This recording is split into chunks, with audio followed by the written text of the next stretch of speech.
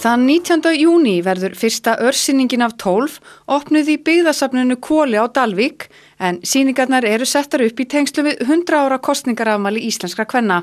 Það er þannig að ég og Margrét Guðmundsdóttir sagnfræðingur, við vinnum þetta verkefni saman.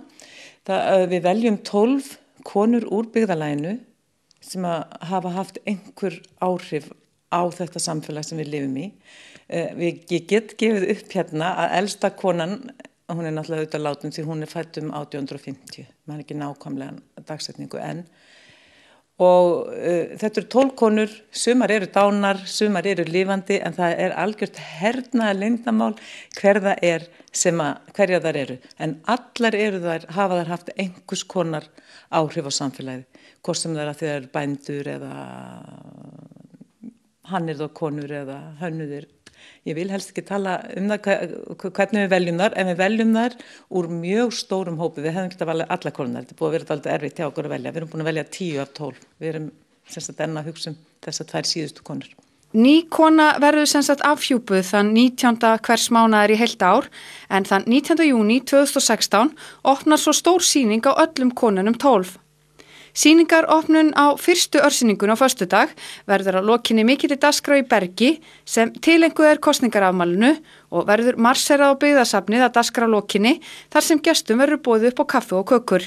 Við vinnum þetta þannig við Margrét að ég hanna sýningarnar og það eru auðvitað örsýningar þannig að það eru upplýsingar sem við fáum konuna, það kemur fram í rituðu máli, bæði í svona sem lesið á vegg og líka hægt að fá ítarefni. Hvað það er nákvæmlega í fari þessara konu eða í fortíð þessara konu getum við sagt sem veldur því að við veljum þær og þá getum við sagt að við erum hérna með svona ítarefni blað sem fólk getur tekið með sér, þá getum við kannski tekið fram 3 þætti sem okkur finnst merkilegir í fari þessara konu sem veldur því að hún er valin og þetta er mjög spennandi verkefni og við erum búin að hlæja mikið og spekulera mikið við Margrét. Það er annars nóg að vera hér á byggðasafninu ef við rétti hlaupum aðeins yfir aðra sýningar sem eru í gangi hérna. Já, það er mjög mikið að vera á þessu safni þó það sé dálítið lítið utan þá er það ansi stórt að innan.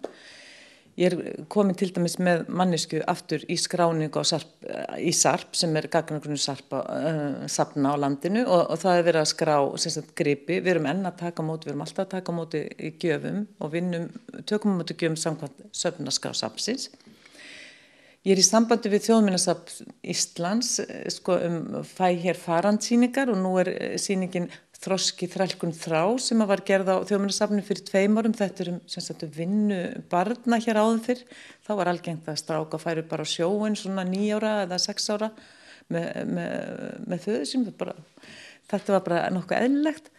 Þannig að þessi sýning ég er að vinna núna í fuglasýningu. Ég er hérna með sjófuglasýningu af því að inn í Dal er svona mófuglasýning. Þá er hér fuglasýning á sjófuglum og var að fá úr þýðingu enska texta þannig að það er alltaf verið að þétta allar sýningar og já, og hér verða svona einhverjar uppákomur í sumar, það verið að spinna og sína tóvinnu og það er alltaf nóg að vera. Í haust kemur út saga byggðasafnsins í stóru riti þar sem verið að gefa út sögu byggðasafna á landinu þannig að við erum bara með þeirri bók og já, og svona mætti lengi upptelja.